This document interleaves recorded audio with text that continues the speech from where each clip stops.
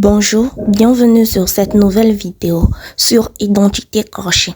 Aujourd'hui, nous allons apprendre à faire une jupe et pour cela, il nous faut de la laine, un mètre ruban, deux crochets,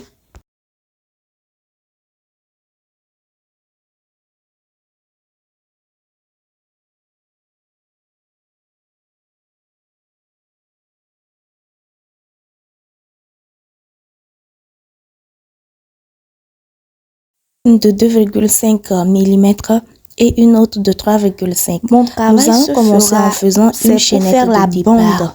Vous allez monter selon et mon travail, la hauteur, je vais faire la bande avec, mais moi je vais monter des mailles coulées. Je crois 14 mailles en l'air. Parce que j'ai remarqué qu'avec des mailles serrées, la bande était un peu trop élastique et ça ne durait pas assez. Si les mailles serrées n'étaient pas assez serrées et si le travail n'était pas un peu, comment dire, un peu dur. Je vais faire la maille coulée dans chaque maille. Donc, comme j'ai monté 14 mailles en l'air, j'aurai 14 mailles coulées. Et si vous sentez que vous risquez de vous perdre dans le travail, parce que oui, travailler avec les mailles coulées, c'est pas du tout évident de pouvoir retrouver le début et la fin du travail, je vous conseille de devoir mettre des marqueurs au début et à la fin. Donc, lorsque vous faites votre première maille coulée, vous marquez cela avec un marqueur et à la fin, vous marquez la fin aussi pour pouvoir vous retrouver. Je vais monter ma bande ainsi en faisant maille coulée dans chaque maille coulée. Après, le travail se fera toujours comme si l'on utilisait les mailles serrées. Donc, la maille coulée, la deuxième partie, se fera dans le brin arrière. C'est dans un seul brin que nous allons travailler. Dans le brin arrière du travail. C'est là-dedans. Je ne sais pas si vous le voyez très bien. Mais c'est dans le brin arrière que nous allons travailler. Maille coulée sur maille coulée. Vous allez travailler dans le brin arrière en faisant bien attention à ce que ce soit le brin arrière. Et avec la maille coulée, ce qui est très fantastique, c'est que la bande est vraiment élastique. Surtout si vous travaillez avec le type de fil que j'utilise, c'est du Cotton Milk. Vous allez voir que déjà le fil de base, il est élastique. Et travailler en maille coulée, ça rend aussi le travail élastique. Donc, je vous conseillerais, si vous faites un tour de taille de 62 cm comme moi, comme la taille S, ou bien 64 cm ou 66, je crois, pour la taille M, je vous conseillerais qu'au lieu de faire la longueur exacte, de faire peut-être 35 ou 40 cm et de tirer, de mesurer. En mesurant, c'est pas simplement poser le travail sur la table et tirer et avoir la mesure, mais plutôt de poser le travail et de tirer pour voir la longueur exacte de la bande. Parce que avec ce travail, si la bande est tellement élastique, vous allez voir que ça ne tiendra pas très longtemps. Il va vous falloir peut-être une ceinture ou bien en faire une ceinture pour vous accommoder. Lorsque vous finissez, vous faites une maille en l'air, vous tournez le travail et vous continuez. Maille coulée sur maille coulée et je précise dans le brin arrière. Donc, vous allez le faire ainsi jusqu'à obtenir la hauteur qu'il vous faut. Moi, j'étais en phase d'obtenir ma hauteur et la jupe, je l'ai réalisée pour une personne qui fait un tour de taille de 76 cm. Mais petit disclaimer ici, lorsque j'ai travaillé, j'avais obtenu, je pense, 58 cm. Je vais mesurer bientôt, vous allez le voir. J'avais obtenu 58 cm. Pourtant, ce n'était pas la longueur qu'il fallait. Donc, j'ai dû diminuer ce travail pour le reprendre. Mais comme j'avais déjà filmé, j'ai eu la paresse de vous remontrer ce que j'ai fait. Donc, vous voyez, lorsque je vais mesurer la bande, simplement, ça fait 58 cm. Mais je vais le tirer. Et en tirant, je pense avoir obtenu 80 et quelques centimètres. Et j'ai vu que ça allait faire un peu plus long, un peu plus élastique. Donc, j'ai dû diminuer la longueur à la fin. Mais je monte. Pour commencer, nous allons monter, après avoir obtenu la longueur qu'il nous faut, nous allons monter 3 mailles en l'air de départ et commencer avec les brides. Donc, les brides se feront une bride dans chaque cône et une bride dans chaque espace. Si vous tirez votre bande, vous allez trouver qu'il y a des espaces qui suivent après que ce soit formé une certaine chaînette.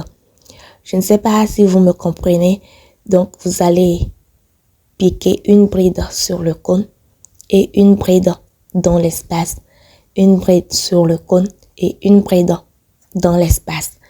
Vous allez le faire ainsi jusqu'à la fin de votre travail. Vous le faites ainsi jusqu'à la fin. Une bride sur chaque cône, une bride dans chaque espace.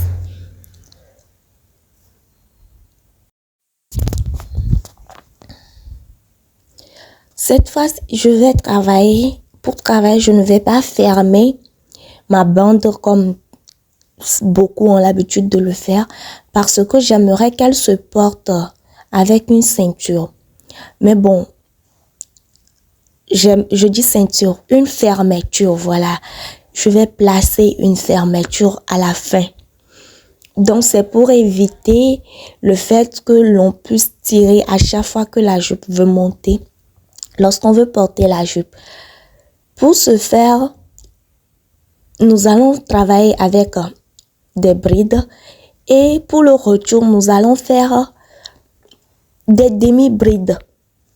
Des demi-brides, 2 mailles en l'air et des demi-brides dans chaque bride. Pourquoi les demi-brides? Si vous constatez très bien, lorsque vous tournez le travail, lorsque vous travaillez en rond, le travail il est impeccable. C'est-à-dire, il n'y a pas le mauvais côté qui ressort. Mais lorsqu'il faut travailler avec un travail qui n'est pas fermé, il faut le tourner, vous allez voir qu'il y a le mauvais côté qui ressort. Et moi, c'est ce mauvais côté-là que je ne voulais pas obtenir. C'est pour cela j'ai préféré faire bride. Les brides pour le côté droit. Et lorsque je tournais le travail, je fais les demi-brides. Comme ça, les demi-brides avec leur chaînette qu'ils posent, ils viendront un peu plus styler le travail. Je ne sais pas si vous me comprenez, mais vous pouvez opter de faire rien que des brides. Vous pouvez opter de faire rien que des brides. Ça ne change rien à la jupe. Après les 2 premières rangées, nous allons devoir déterminer là où placer les marqueurs. Nous allons plier le travail pour une fois de cette manière et nous allons la replier une seconde fois. Et ainsi, après l'avoir replié, vous allez voir là où les 2 s'entrecoupent sans qu'il y ait l'ouverture. C'est là maintenant nous allons pincer et placer les marqueurs. Je ne sais pas si vous m'avez compris. Et après avoir placé les marqueurs, vous allez continuer de la même manière. Bride. La bride, vous faites une rangée de brides, une rangée de demi-brides, une rangée de brides et une autre de demi-bride. Vous allez le faire comme ça. Ça signifie que les brides seront dans les demi-brides et les demi-brides sur les brides. Arrivé maintenant là où nous allons placer les marqueurs, nous allons faire une augmentation, ce qui signifie 2 brides dans la même maille. 2 brides dans la même maille.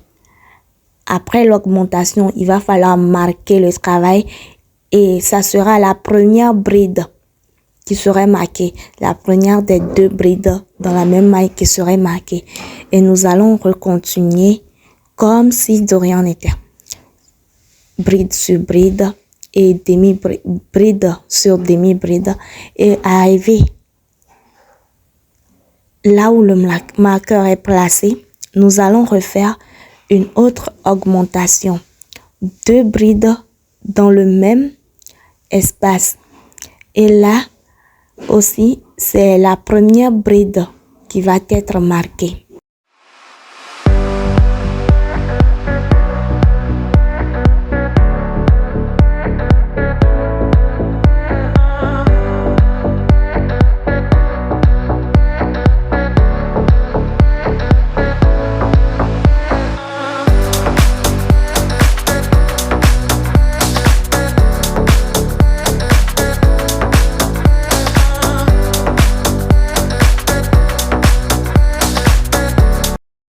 Arrivé à la fin de cette rangée, je vais tourner le travail. Arrivé à la fin, je vais tourner le travail, faire 2 mailles en l'air et refaire ma bride et ma demi-bride. Ça, c'est la rangée des demi-brides.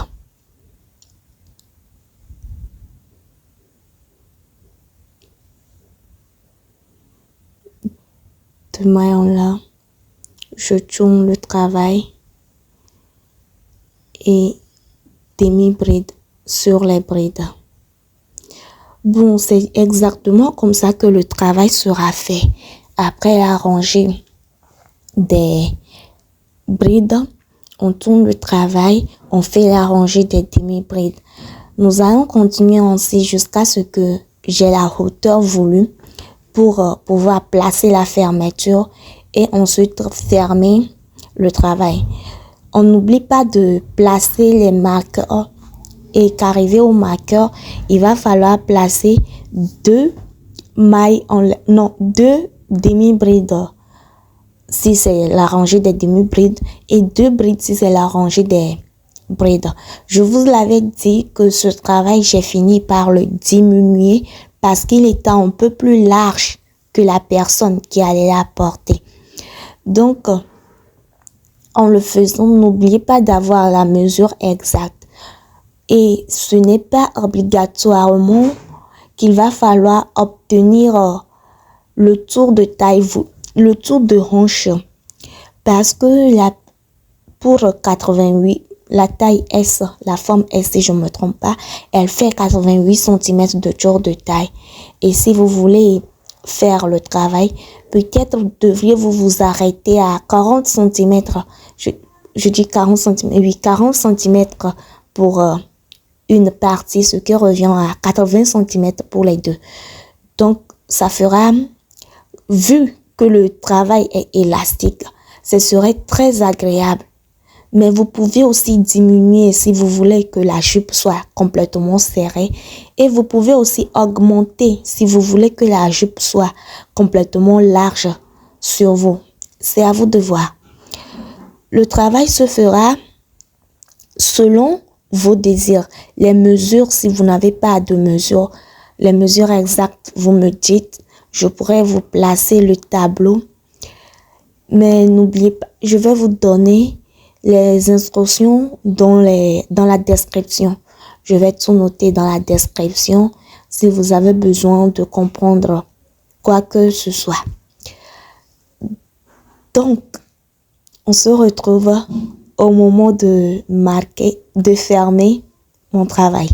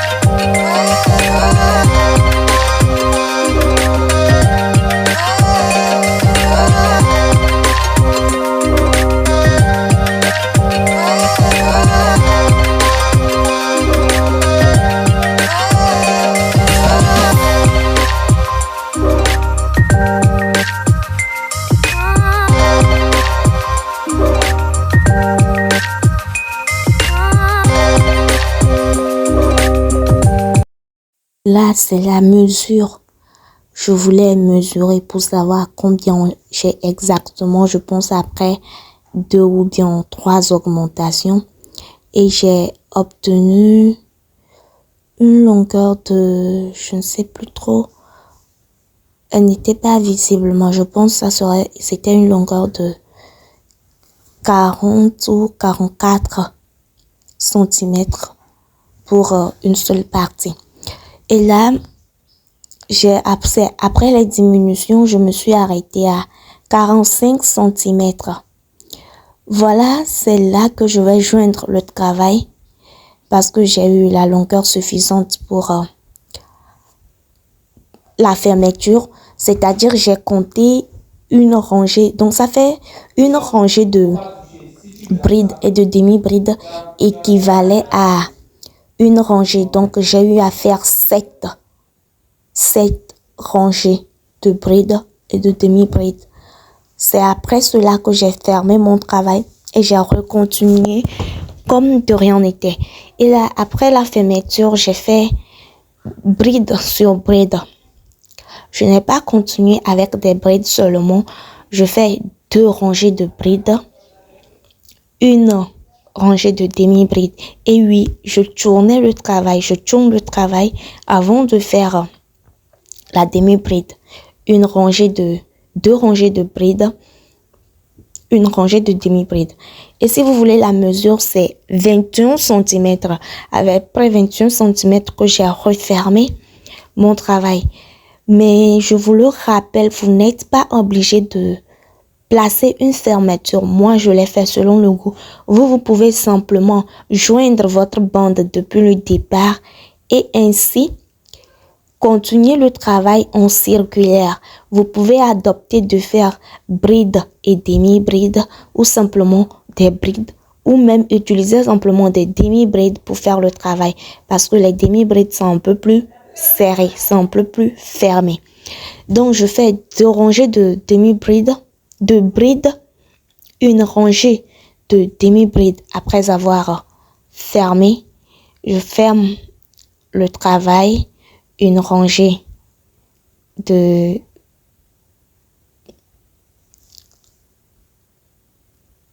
voilà la bride. Je tourne le travail et je fais ma bride, mes demi-brides. Je tourne le travail, je fais les demi-brides et ainsi de suite. Arrivé à la fin, je ferme et ça continue. Je refais de la même manière. Et après avoir tourné le travail, j'ai fait 3 brides. 3 brides, 3 rangées de brides, une rangée de demi-brides. Après tout, 2 rangées de brides, une rangée de demi-brides. Vous le faites ainsi jusqu'à ce que vous n'obtenez la taille, la longueur qu'il vous faut. Moi, je me suis arrêtée à 50 cm.